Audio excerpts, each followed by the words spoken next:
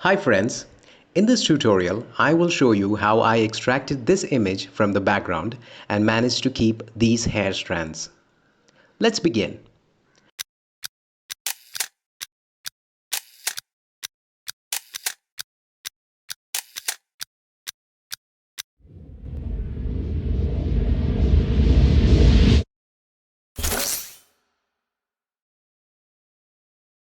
As you can see, the hair is a little messy. But look at the background. It has a strong contrast against the subject, so we can take it in our favor. By the way, you can use any selection method you want, like refine edge, color range, or even the background eraser. Whichever option you use, it's these areas we need to focus on.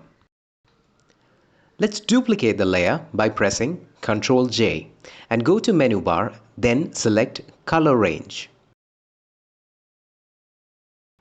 With this eyedropper tool selected, click on anywhere in the background. Then select the second eyedropper tool. Keep clicking on the background to add more tones into the selection. Once you have the selection, go to the selection preview and select the preview mode you like.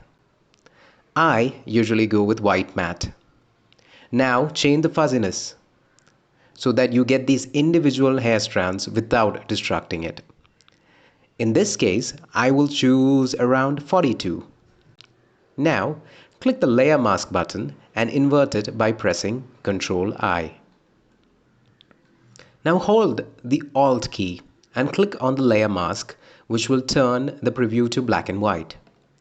To refine the mask, select white as foreground color and paint with a hard round brush. The flow and opacity should be at 100.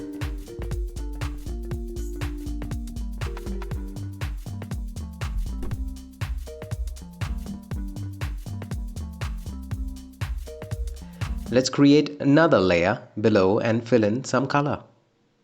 It's already looking good. Now here's a trick. We need to connect these flying hair strands or create new hair if necessary. If you have a pen tablet, just draw those hairs. If you are using a mouse, you need to adjust some brush settings. Select a soft round brush at flow and opacity at 100. Decrease the brush tip size similar to the hair. Then go to the brush window. In the transfer option, change opacity and flow jitter controls to fade. Then change these values until you get a brush similar to the preview.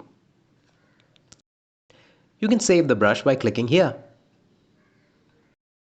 Make sure mask is selected and foreground color is white. Now draw the hair with the brush tool or take the pen tool, make a path where you want the hair. Then right-click on the path and select Stroke Path.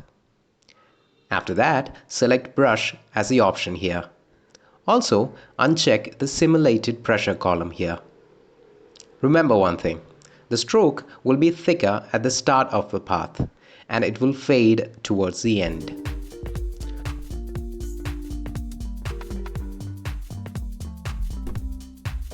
Once we have the missing hair recreated, create another layer on top of the layer mask. Add it as a clipping mask.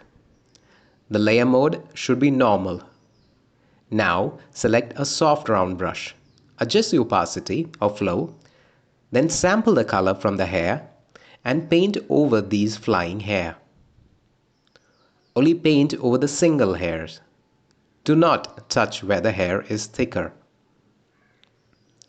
If you don't know about clipping mask, check the I button. I have a small tutorial about layers and layer mask.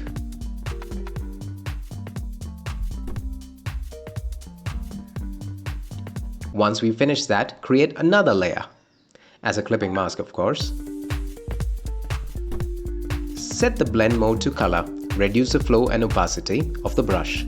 Then slowly paint over where the color isn't matching.